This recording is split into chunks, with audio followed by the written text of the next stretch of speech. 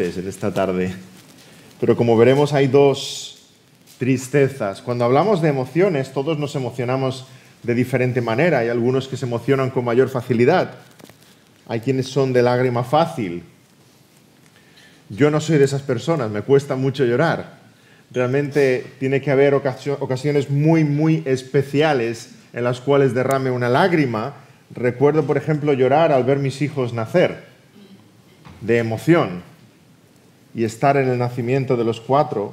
Recuerdo llorar al despedir un ser querido, ¿cómo no? Pero las lágrimas no son todas iguales, ¿verdad?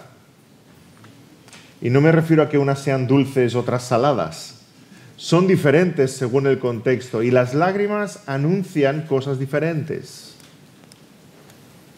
Lloramos en un entierro, delante de la muerte. Lloramos en un nacimiento, delante de la vida. Y están anunciando cosas completamente distintas. Dios nos creó con emociones. No es que las emociones sean ni buenas ni malas. Dios nos creó con la capacidad de emocionarnos y podemos sentir ira, alegría, tristeza, pero nuestro corazón puede estar en el lugar correcto o en el lugar incorrecto a la hora de emocionarnos. Podemos sentir ira justa, una ira que nos conmueve porque vemos que se persigue a la iglesia del Señor, por ejemplo, o se blasfema el nombre de Cristo. Pero podemos también sentir una ira egoísta, porque no nos pasan el mando del televisor o no vemos lo que queremos. Podemos igualmente sentir una alegría santa cuando hemos podido compartir el Evangelio con un vecino y salimos a la calle dando brincos. Pero podemos también sentir una alegría pecaminosa cuando sabemos de un adversario, alguien que nos cae muy mal, y se ha caído y se ha roto una pierna. ¿Sí? Las emociones en sí no están expresando sino lo que hay en nuestro corazón. Pero es lo que hay en nuestro corazón lo que debemos examinar. ¿Por qué me alegro? ¿Por qué me entristezco? ¿Por qué me airo? Del mismo modo, nuestras lágrimas pueden estar expresando cosas muy distintas. Hay una tristeza para vida y hay una tristeza para muerte. Y en todos estos sermones y estudios que estamos dando en estos días, el tema central es que necesitamos cambiar, pero el tema central también es que necesitamos de la asistencia de Dios para poder cambiar a la manera de Dios y alejarnos de las falsas maneras de cambiar que seguramente hemos intentado durante mucho tiempo. Y hemos de meditar en los fundamentos de la palabra y hemos de meditar en la manera de Dios y en los recursos de Dios y en el proceso según Dios para cambiar. Y si realmente quieres cambiar en aquello que tú sabes que quieres cambiar, tienes que ponerte triste, pero con una tristeza para vida. Con una tristeza para vida, no una tristeza para muerte. El primer paso es un quebrantamiento de corazón, una tristeza profunda, un pesar por nuestra condición y una tristeza para vida. Sí, hay dos tristezas. Cuando el apóstol Pablo escribe a los creyentes en Corinto, vamos a leer ese pasaje ahora, 2 Corintios 7, 9, el apóstol nos está describiendo dos diferentes tristezas. Y vamos a estar meditando en esas dos. Y meditando en nuestro corazón, y si tu corazón está triste, ¿cuál de las dos es? Escribe a los creyentes en Corinto, 2 Corintios 7, 9 al 10.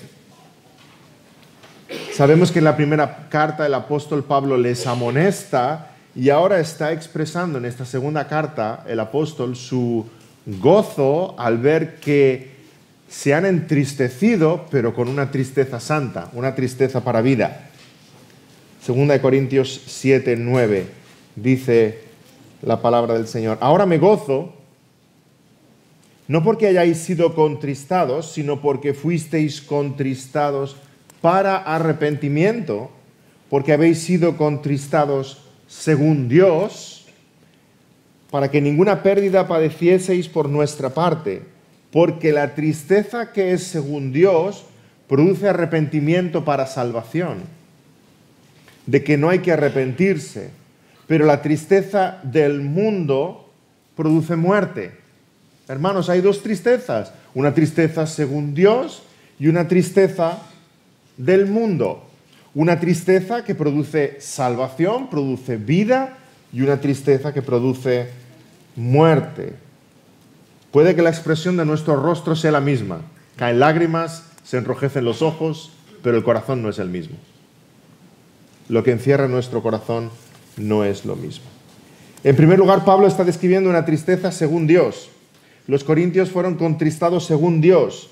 Esta es una tristeza movida por amor a Dios, movida por amor a su voluntad, movida por un deseo de agradarle, movida por una conciencia de nuestro pecado, una tristeza que entiende que hemos desagradado a un Dios santo y justo, una tristeza porque hemos de caminar en santidad y sabemos que hemos de caminar en santidad, una tristeza que sabe que hemos quebrantado los mandamientos del Señor, que no hemos amado a Dios sobre todas las cosas, que no hemos amado a nuestro prójimo como a nosotros mismos, sino que hemos amado más los deleites, las riquezas, la comodidad, cualquiera de los becerros de oro que el mundo nos está presentando delante. Es una tristeza buena, es una tristeza saludable, es una tristeza santa. Pablo escribe, la tristeza que es según Dios produce arrepentimiento para salvación. Es una tristeza que nos mueve en la dirección correcta. Es una tristeza que cambia nuestra forma de pensar. Hay arrepentimiento, en el griego metanoia. Nos conduce a la salud de nuestras almas. Nos conduce a la medicina correcta, Cristo Jesús. Pero el apóstol destaca una segunda característica de esta tristeza. Dice que no solo es una tristeza que produce arrepentimiento para salvación, sino que además es una tristeza de la cual no hay que arrepentirse. Es una tristeza que no trae remordimientos. Al contrario, es una tristeza que nos lleva a una limpia conciencia delante del Señor. Una tristeza después de la cual sientes paz. Una tristeza después de la cual sientes un profundo descanso, de estar descansando en los brazos del Señor. La tristeza según Dios. Ay, pero el apóstol aquí nos describe otra tristeza, la tristeza según el mundo. Esa tristeza sí que deja remordimientos. Esa tristeza es amarga. Esa es una tristeza de la cual luego te quieres arrepentir. Es una tristeza que no deja una limpia conciencia. Es una tristeza que te ensucia, que te estorba. Una tristeza pecaminosa. Una tristeza según el mundo, porque el mundo nos quiere hacer creer que hemos de estar tristes cuando nos ofendemos a nosotros mismos, cuando no conseguimos lo que queremos, cuando no nos salen las cosas bien, cuando no me salgo con la mía, cuando no me consideran como yo quisiera, entonces estoy triste. Pero es una tristeza mundana.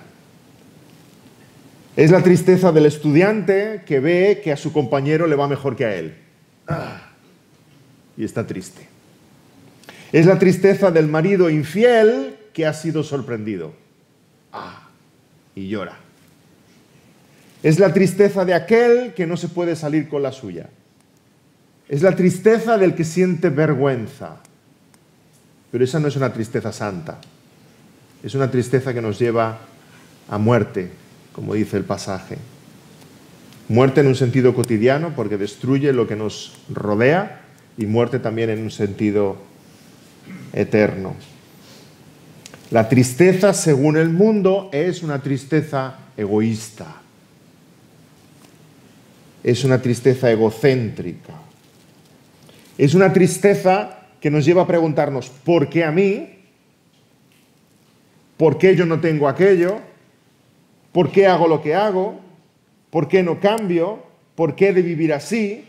¿Por qué soy así? ¿Por qué no me ayudan? ¿Por qué no me consideran? ¿Por qué Dios no hace nada? Esta familia no me quiere, este matrimonio no me hace feliz, esta empresa no me merece, en esta iglesia no hay amor. es ese tipo de tristeza. Cuidado con esa tristeza egocéntrica, porque puede ser destructiva. Y a veces cuando sentimos esa tristeza egocéntrica, hay el peligro de que esa tristeza egocéntrica se nos pegue y no quiera irse nunca. Y dejamos que se quede, para poder seguir usando de ella y ser el centro de atención para que nos miren, nos vean, nos consideren, nos contemplen. Y caemos en un profundo victimismo que nos hunde en un pozo del cual no hay salida. Cuidado con ser víctimas de nuestra propia tristeza. Cuidado con querer ponernos a nosotros mismos en un pedestal para que nos vean y querer manipular con nuestra tristeza. Qué sutil es, hermanos. Es más fácil verlo en los niños. Los que sois papás, los que sois abuelos, habéis experimentado esto. Está el niño pequeño jugando en el parque, tú estás conversando con amigos o con vecinos y ves a tu hijo que juega, se tropieza y se cae. Y tú desde lejos ves que no se ha hecho daño, ¿sí? Y le dices a tu esposa, no lo mires, no se ha hecho daño. Entonces el niño se levanta y lo primero que hace es buscar a papá y mamá. Si ve que le estás mirando, se pone a llorar. ¿Sí o no? Pero si se pone en pie, mira alrededor y ve que papá y mamá están distraídos, se sacude de las rodillas la arena y sigue jugando. Ay, todos os sonreís porque habéis visto eso. Pero los mayores somos iguales. Qué fácil es para ese niño caer y entender en ese momento que su dolor puede ser una forma de tener a sus padres en un puño. Y digo que los mayores somos iguales. Cuidado cuando la tristeza se acerca a tu vida, no quieras usar de tu tristeza para manipular a otros y caer en un profundo victimismo. Cuidado, hermanos, cuidado. La tristeza no se te pegue.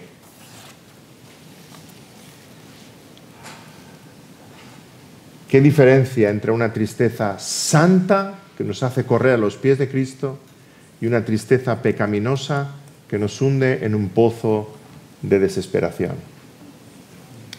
Escribe Kevin DeYoung en uno de sus libros: hay una diferencia eterna entre lamentarse y arrepentirse. Lamentarse es sentirse mal debido a los pecados del pasado.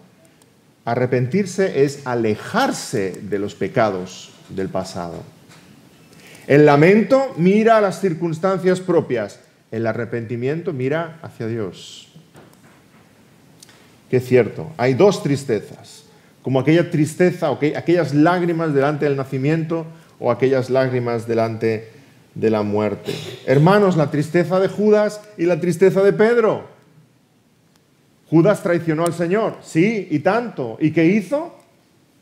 Dice el pasaje que se arrepintió, hubo lágrimas en los ojos de Judas y fue y se ahorcó. Pedro también negó al Señor en el patio de Caifás hasta 3 veces. Y leemos que salió y lloró amargamente. ¿Y qué hizo Pedro? Volvió a los pies del Señor Jesucristo. Ahí tenemos las dos tristezas ilustradas. Una para muerte y otra para vida. Porque la tristeza que según Dios produce arrepentimiento para salvación, pero la tristeza del mundo produce muerte.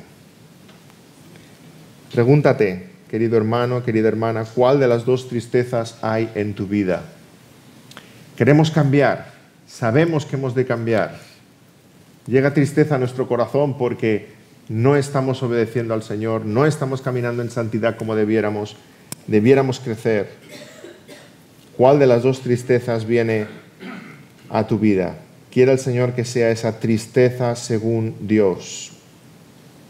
Y me gustaría compartir con vosotros 2 verdades para que meditemos en ellas, para que esa tristeza realmente sea esa tristeza según Dios. En primer lugar, no excuses tus faltas, no excuses tus pecados. Llámalos por su nombre. Llámalos por su nombre. Podemos encontrar 1000 excusas a nuestro alrededor para excusar nuestro pecado. Pero mientras lo excusemos, no lo estaremos llamando por su nombre, ni tendrá su gravedad, ni buscaremos arrepentirnos. Y mientras no lo llames por su nombre, no buscarás la medicina verdadera, que es el Señor Jesús y la gracia del Señor. Si el Señor lo llama en su palabra pecado, tú no lo llames de otra manera. No lo llames error. Es muy diferente un pecado de un error. Un error es moralmente neutro. Un error es equivocarse mientras estoy escribiendo las notas de este sermón. Y en vez de escribir pecado, escribir pescado. Eso es un error. Se me fue un dedo. Un error está diciendo que soy torpe. Un error está diciendo que soy frágil, limitado, finito. Pero un error es impersonal. Sin embargo, un pecado es moral, es ético. Un pecado es una ofensa. No llames error lo que es un pecado. Y tenemos formas muy extrañas de pedir perdón, hermanos. De pedir perdón al Señor y de pedirnos perdón los unos a los otros. Muy extrañas. Pedir perdón no es decir, me equivoqué. No, te equivocas en el teclado cuando escribes pescado en vez de pecado. Eso es equivocarse. Cuando pedimos perdón no decimos, me equivoqué. Decimos, he pecado contra ti. ¿Me puedes perdonar? No es pedir perdón, decir, es que tuve una familia tan mala, es que con mi personalidad, es que con la mujer que tengo, es que si estuvieras en mi lugar. Tenemos formas muy extrañas de pedir perdón, que realmente no son formas de pedir perdón, son excusas. No hace mucho, conversando con mi hijo Abraham, 5 añitos, no sé qué trastada hizo, pero hizo una buena, ¿verdad? Y yo le estaba llamando la atención, pero Abraham, ¿no ves por qué has hecho esto, lo otro? Se me gira, qué personaje. Se me gira y dice, papá, tú ya sabes cómo soy. ¿Cómo qué? ¿Tú ya sabes cómo soy? Le tuve que, bueno, casi le predico este sermón, ¿verdad? Le tuve que hacer entender lo que es pedir perdón de verdad. No lo llames error si el Señor lo llama pecado. No lo llames enfermedad si el Señor lo llama pecado. Vivimos en un mundo tan psicologizado que nos ponen etiquetas para todo, y todo lo que en la palabra de Dios llama pecado, el mundo lo llama enfermedad. Pero si Dios lo llama pecado, tú no lo llames enfermedad. Porque en el momento que lo llames enfermedad y te pongas una etiqueta encima, te estás victimizando a ti mismo, ya no eres responsable, ya no tienes que pedir perdón ni a Dios ni a aquellos que te rodean. Pero si Dios lo llama pecado, llámalo tú también pecado, por favor. Y pide perdón por ello. Cuidado con usar el lenguaje psicológico que nos rodea. No lo llames enfermedad. Ya sé que el lenguaje bíblico a veces suena más duro, porque nos responsabiliza. Pero tú llámalo temor, si Dios lo llama temor, no lo llames fobia, ¿sí? Verás que no eres un cleptómano, eres un ladrón. Te darás cuenta de que no eres un alcohólico, sino un borracho. Que no eres un ludópata, sino un jugador, que esperas que te toque el premio para no tener que trabajar más, lo cual es pereza. Hermanos, estamos tan acostumbrados al lenguaje psicológico del mundo que ya el lenguaje bíblico nos suena duro. Y si te ha sonado duro todo lo que he dicho, es porque necesitamos pensar más bíblicamente sobre nuestras luchas cotidianas. Dios usa un lenguaje, nosotros vamos a usar el mismo porque nos hace responsables delante de Él, de nuestras vidas. Y ese lenguaje psiquiátrico hunden a las personas en un pozo de desesperación porque te etiquetan con una enfermedad de la cual no tienen la cura. Y quedamos victimizados para siempre. Pero cuando acudimos a la palabra del Señor, vemos que la palabra del Señor llama pecado al pecado, entonces sí estamos siendo diagnosticados con una enfermedad que tiene cura, porque el pecado sí tiene cura. Es Cristo Jesús y su preciosa sangre. Y hemos de acudir a Él buscando su perdón. Y Él nos lava de nuestras culpas.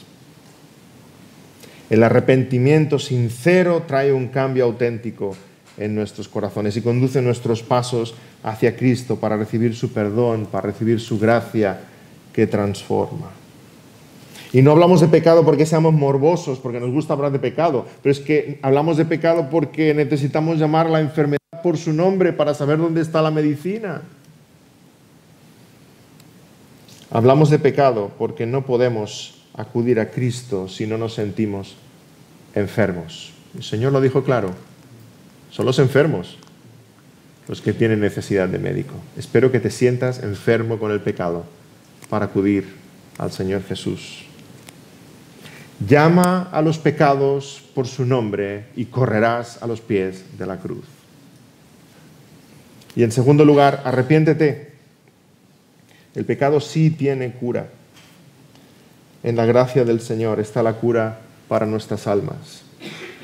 Toda la Biblia es un llamado al arrepentimiento. Leemos en Ezequiel 18:30, convertíos y apartaos de vuestras transgresiones. Y así inicia el Nuevo Testamento también con Juan el Bautista preparando el camino para el Rey de Reyes. Arrepentíos porque el reino de los cielos se ha acercado. La palabra de Dios es un mensaje de arrepentimiento para nuestros corazones. Un mensaje de arrepentimiento para nosotros y un mensaje de arrepentimiento que hemos de proclamar a otros. En Pentecostés el apóstol Pedro predicó su mensaje, arrepentíos y convertíos para que sean borrados vuestros pecados. Y hay muchas iglesias que ya no quieren hablar de pecado desde el púlpito.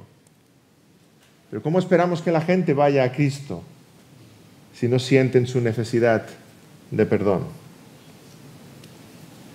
El Señor Jesús nos dice que hay gran gozo en los cielos cuando un pecador se arrepiente.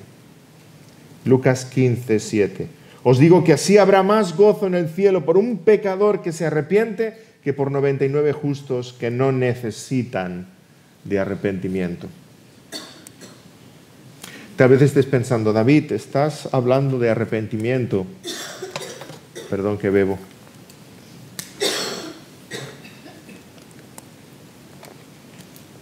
Estás hablando de arrepentimiento, pero yo ya me arrepentí. Llevo 20, 30, 50 años en la fe, yo ya me arrepentí. Ahora, ¿por qué estás hablando de arrepentimiento? Aquello fue algo que sucedió en mi vida ya hace años. ¿Acaso he de arrepentirme de nuevo? Ay, hermanos, dejadme que ponga una sencilla ilustración. Imagina que regresas a casa. Aquí no hay metro, ¿verdad? Te iba a poner ilustración del metro. Imagina en tren, que regresas a casa en tren. Pero te has equivocado de dirección, vas en dirección contraria, entonces te das cuenta, ¡ay, ¿dónde voy, por favor? Y bajas en la estación. Espero que te des cuenta al cabo de una parada, no mucho más. Yo el otro día me equivoqué en el metro de Barcelona y me di cuenta 4 paradas después que iba en dirección contraria. ¿En qué estaría pensando yo, verdad?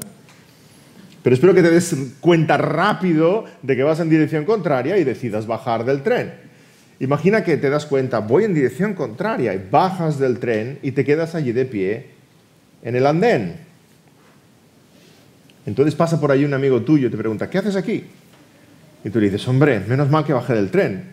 Resulta que me subí en el tren, yo iba en dirección contraria y cuando me di cuenta, pues bajé y aquí estoy. Bien, ¿y cuánto tiempo hace que estás aquí? 1 hora y media.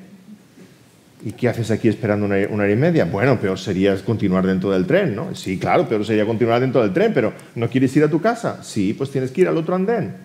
Ah, bien. Y tú te vas por la escalera para cambiar de lado. Tu amigo va a hacer un encargo y al cabo de 1 hora vuelve y te encuentra en el otro andén. 1 hora después. Y dice, ¿qué haces aquí? Bueno, pues que me equivoqué de tren, iba en dirección contraria, menos mal que me di cuenta, entonces bajé del andén. Entonces, 1 hora y media después es cuando me encontré contigo, me dijiste que tenía que pasar al otro andén, y aquí estoy. Sí, pero ¿no tienes que ir a tu casa? Sí.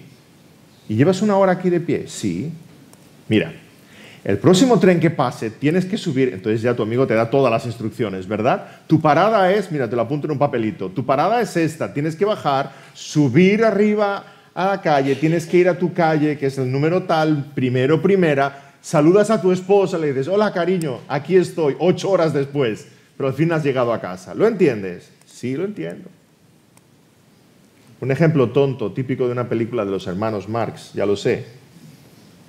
Pero hay algunos que ven la vida cristiana así. Hay algunos que ven la vida cristiana así. Sin duda el arrepentimiento es cambiar de dirección. Sin duda el arrepentimiento es hacer un giro de 180 grados. Pero no basta con salir del tren que va a la destrucción eterna. No basta con decir, yo un día me arrepentí. Hay cristianos que llevan 30 años de pie en el andén. Y solamente miran atrás y dicen, qué bien que un día bajé del tren, ¿eh? ¿Y cuánto llevas ahí? 30 años. ¿Y ya está? ¿Y no sigues andando? Tienes que pasar al otro andén, tienes que subir en el otro tren y tienes que seguir caminando hasta tu casa, que no lo entiendes. No, hermanos, no, el arrepentimiento no es algo puntual, el arrepentimiento es algo que nos acompaña todos los días de nuestra vida. Nos arrepentimos cada día de nuestra vida hasta el día de la gloria que el Señor venga por nosotros. Hay mucha mala teología por ahí fuera que dice que toda la vida cristiana se resume en arrepentirse. ¡Qué bien! Ya voy al cielo. Y llevo 30 años aquí de pie en el mismo andén. No, hermanos, toda la vida cristiana es una vida de cambio continuo. Día a día yo me arrepiento y cambio, y cambio, y cambio constantemente hasta que el Señor acabe toda su obra en mí, en la gloria. Hay arrepentimiento cuando dejas el tren de Satanás y subes al tren de Cristo Jesús, por supuesto, pero tienes que continuar hacia casa, hacia la mansión celestial, creciendo en santidad. Hay arrepentimiento cuando dejas los placeres del mundo. Hay arrepentimiento cuando aprendes a obedecer a tus padres. Hay arrepentimiento cuando abandonas la autoconmiseración. Hay arrepentimiento cuando aprendes a amar a tu esposa como Cristo a la iglesia. Hay arrepentimiento cuando controlas tu lengua y dejas de criticar. Hay arrepentimiento cuando aprendes a controlar tu ira. Hay arrepentimiento cuando dejas de buscar consuelo en el dinero, o en un novio, o en los estudios, o en el prestigio, y te contentas y te gozas solamente en Cristo. Hay arrepentimiento cada día cuando tú creces más y más a la imagen del Señor Jesucristo. No, el arrepentimiento no es cuestión de una decisión un solo día de tu vida. El arrepentimiento es algo para todos los días de tu vida. Decía Martín Lutero en la primera de las 95 tesis. Hermanos, la primera de las 95 tesis. Nuestro Señor y Maestro Jesucristo deseó que toda la vida de los creyentes fuera arrepentimiento. Cada día. Cada día. ¿Nos arrepentimos el día de nuestra conversión? Sí. Y todos los días después. Todos los días después. Crecemos en arrepentimiento. Porque cada día tomamos nuestra cruz y le seguimos. Cada día caminamos por el camino angosto. Cada día nos negamos a nosotros mismos para agradarle a Él. Cada día. Y eso es lo que llamamos santificación. Y no hay vida cristiana sin santificación. Cada día aprendemos a deleitarnos más y más en Él. Quisiera poner dos ejemplos bíblicos de estas dos tristezas. Hemos visto la de Judas y Pedro, pero quisiera compartir con vosotros dos ejemplos más. La primera la tenemos en el libro de Jonás, un tremendo ejemplo. En los capítulos 3 y 4, Dios está tratando ahí con Jonás. Jonás tiene que aprender lecciones muy profundas. Jonás se llena de tristeza y no es santa esa tristeza. No es santa. Realmente lo que Jonás siente es ira, pero como no está muy bien que el profeta de Dios muestre su ira contra Dios, esa ira se la guarda en su corazón y se convierte en tristeza. La tristeza y la ira son dos caras de una misma moneda. Somos como un volcán que cuando no podemos explotar y sacar toda la lava fuera, nos la tragamos para adentro. Pero la ira y la depresión son dos caras de la misma moneda. Entonces Jonás se entristece profundamente. ¿Por qué está triste Jonás? ¿Por la rebeldía de Nínive? No, por la misericordia de Dios. Y él lo confiesa al final del libro. Ya sabía yo que tú ibas a ser bueno con ellos. Por eso no quería ir a Nínive. Ya sabía yo que los ibas a perdonar. Y Jonás está deprimido porque Dios es bueno. Hasta 2 veces Jonás pide la muerte. La otra vez es porque se le ha muerto su calabacera.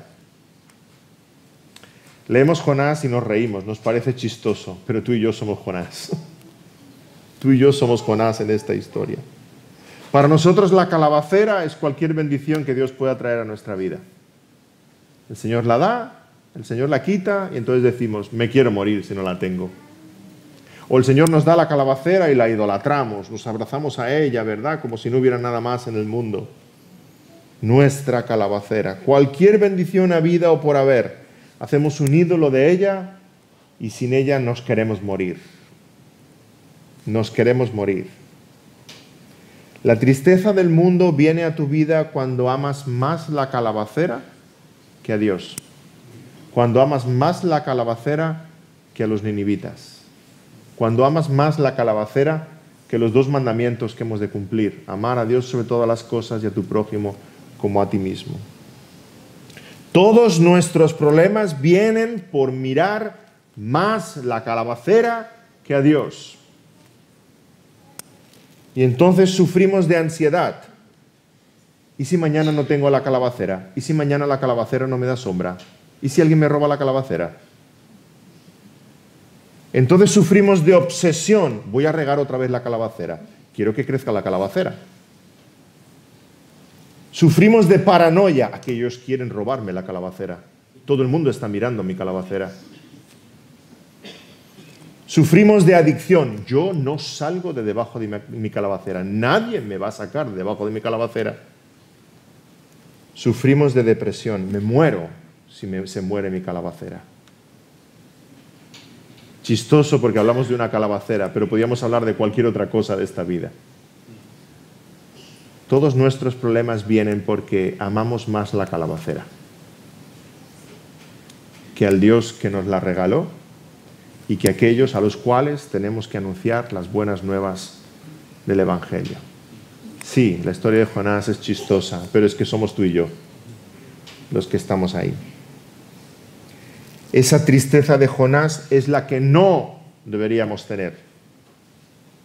Qué contraste tan grande con la otra tristeza que vemos en este libro de Jonás. La tristeza de los ninivitas. ¡Wow! ¡Qué tristeza, hermanos! Jonás llega allí y predica el peor sermón de la historia. Qué ejemplo de la soberanía de Dios, por favor. El peor sermón de la historia. Literalmente en el hebreo 4 palabras. 40 días, Nínive destruida. Y Jonás se va. Y ese sermón, el peor sermón de toda la historia, convierte una ciudad entera. Todos se arrepintieron, del mayor al menor, y clamaron a Dios en cilicio y ceniza. Hicieron ayunar a todos, grandes y pequeños, hasta los animales. Yo me quiero imaginar la escena. ¿Tú sabes qué pasa cuando un animal está días sin comer? Gritan y gritan y gritan. La ciudad de Nínive debía ser toda ella un clamor al cielo.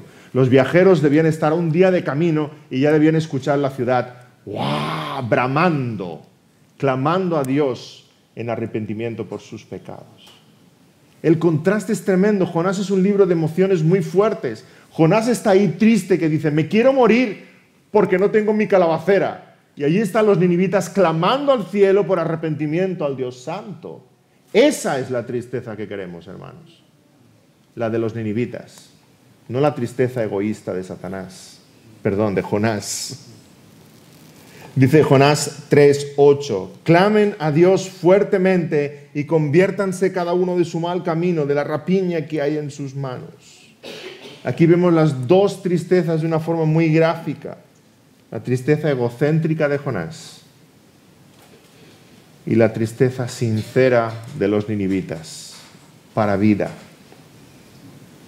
Hay otra historia que quería recalcar donde vemos las dos tristezas y es la historia del hijo pródigo en Lucas capítulo 15.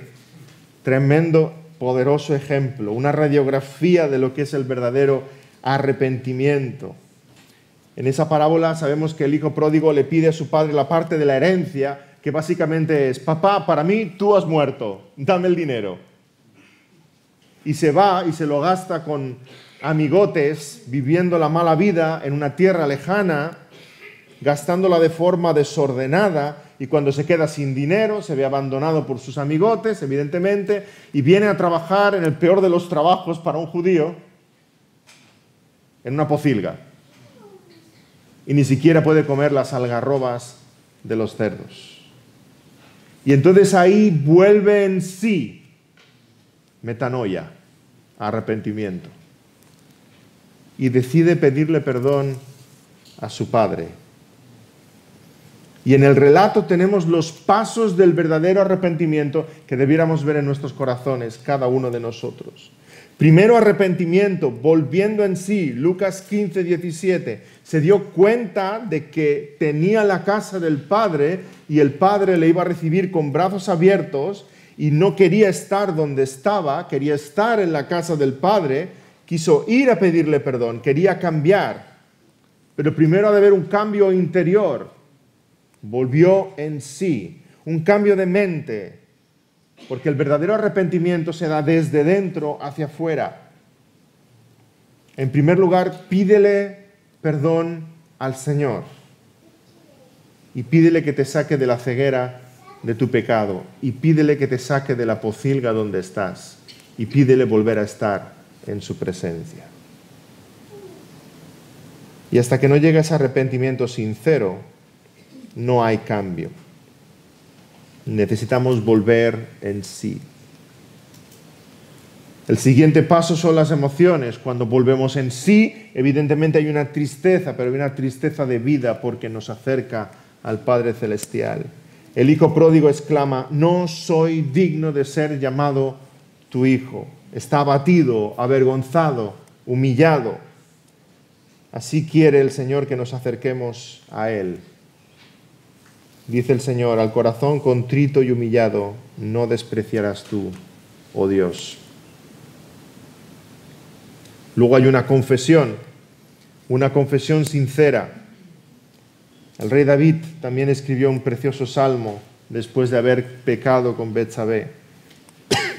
El Salmo 51.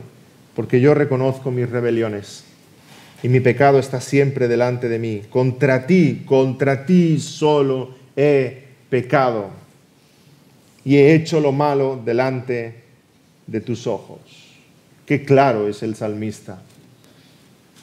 Y qué ambiguos somos nosotros a veces. Si quieres que haya perdón de tus pecados, confiesa como David.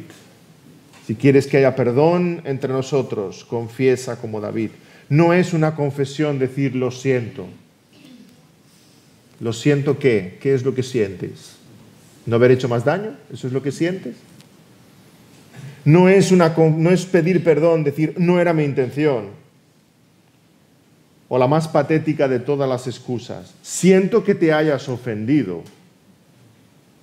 Con lo cual estás haciendo al otro culpable por ser demasiado sensiblero, ¿verdad? Bueno, si te lo has tomado mal, pedir perdón es decir como David: contra ti he pecado. Puedes perdonarme. No merezco tu perdón, pero puedes perdonarme.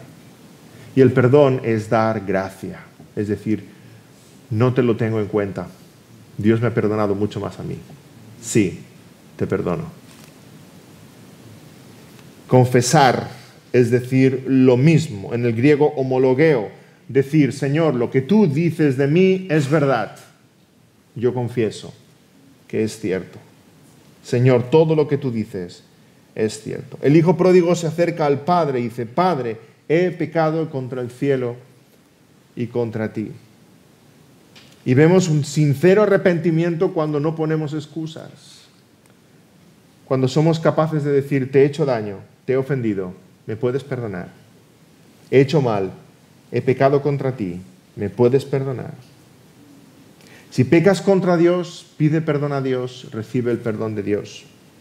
Si pecas contra tu hermano, pide perdón a tu hermano, recibe el perdón de tu hermano. Y aquí están las dos dimensiones del pecado. Cuando faltamos a uno de los dos grandes mandamientos, pecamos. Si no amamos a Dios como debiéramos, necesitamos el perdón de Dios. Si no amamos a nuestro hermano como debiéramos, necesitamos el perdón de nuestro hermano.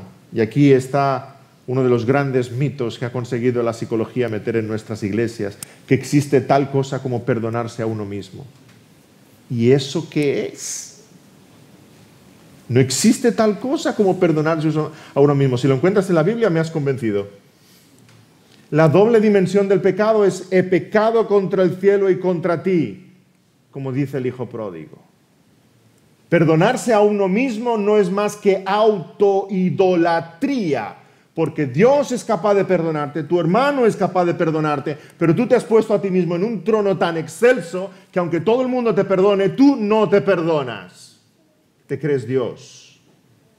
No existe tal cosa, hermanos. Borremos esa mentira de nuestro pensamiento.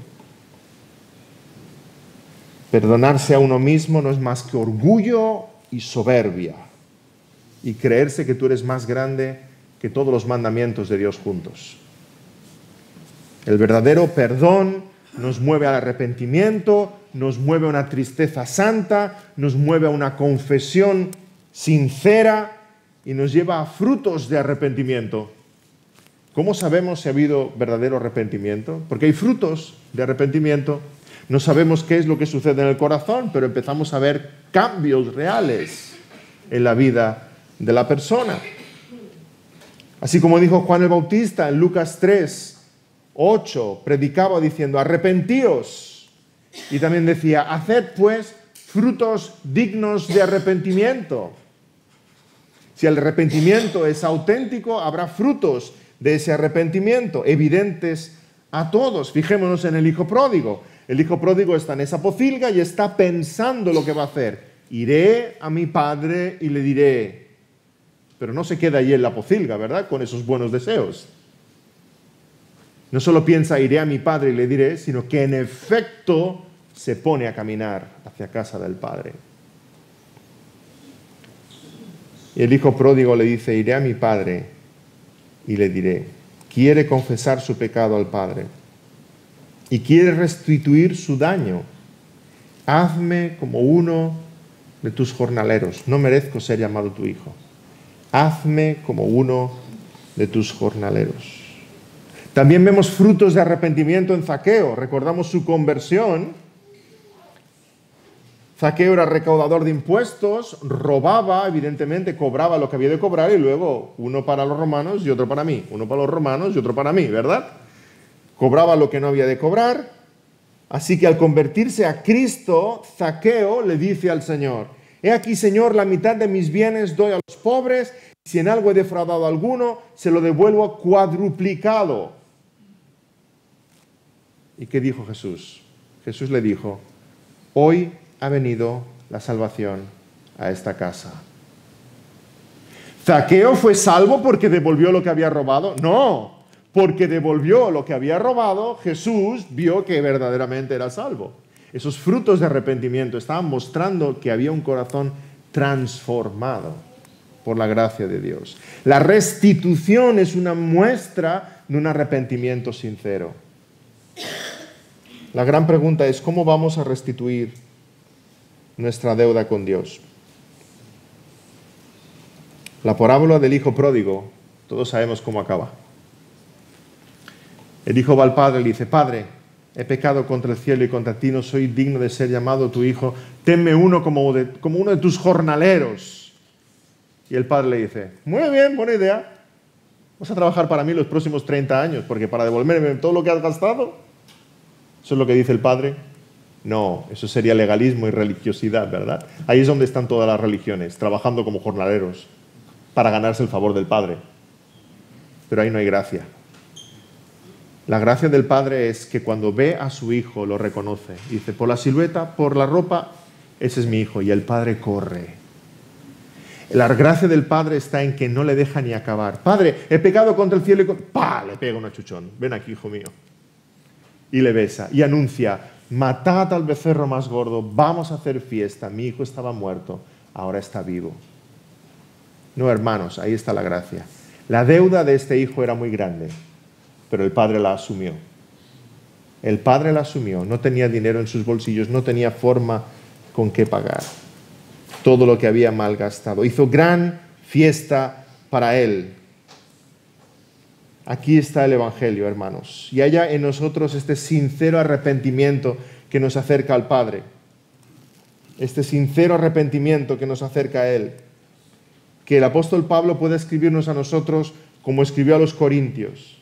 Ahora me gozo, no porque hayáis sido contristados, sino porque fuisteis contristados para arrepentimiento, porque habéis sido contristados según Dios. Porque la tristeza que es según Dios produce arrepentimiento para salvación. Ay, hermanos, que haya en nosotros la tristeza del hijo pródigo, no la tristeza del hermano mayor.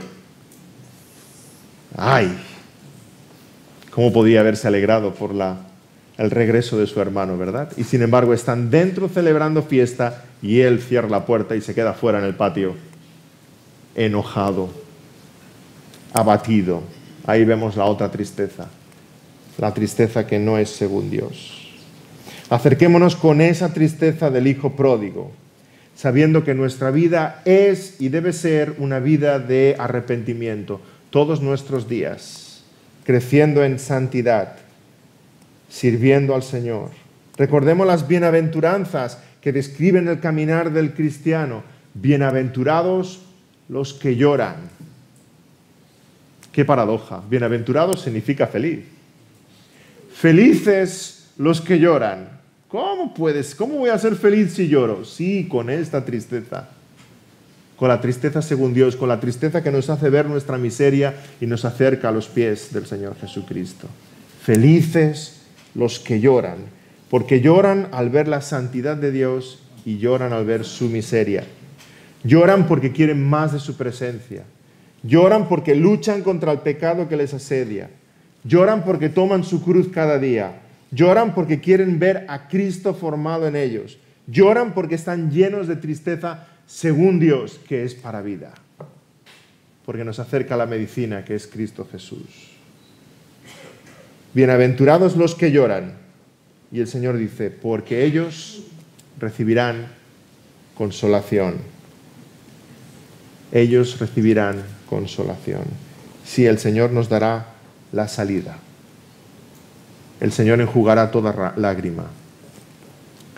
El Señor nos llevará a esa ciudad santa donde leemos Apocalipsis 21, que Dios enjugará toda lágrima de los ojos de ellos. Y ya no habrá más tristeza ni más dolor. Amén. Oremos. Señor, gracias. Gracias por esta tristeza santa y esta tristeza bendita que es la que el Espíritu produce en nuestros corazones para acercarnos a ti. Señor, queremos cambiar, necesitamos cambiar, pero te necesitamos a ti, Señor. Aléjanos de la tristeza según el mundo, esa tristeza que es para muerte, esa tristeza que nos aleja de ti. Y acércanos a esta tristeza santa. Queremos la tristeza de Pedro, Señor. Queremos la tristeza de los ninivitas, Señor. Queremos la tristeza del hijo pródigo, que aun en medio de nuestra miseria pensamos que puede haber en ti tanta gracia y tanto amor como para recibirnos. Te pedimos, Señor, que todos los presentes podamos experimentar esa tristeza. Bienaventurados los que lloran. Que nos acerques a ti, Señor, sean cuales sean nuestras cargas. Ayúdanos a cambiar, no para ser más felices, sino para agradarte más. Ayúdanos a cambiar y produce lágrimas en nosotros que sean lágrimas sinceras de un corazón quebrantado, que sabe que te ha ofendido, que te busca, Señor, cada día. Produce en nosotros esa tristeza, Señor, sabiendo que tú nos darás ese consuelo perfecto.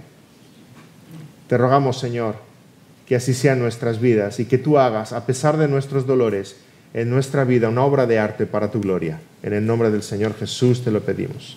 Amén.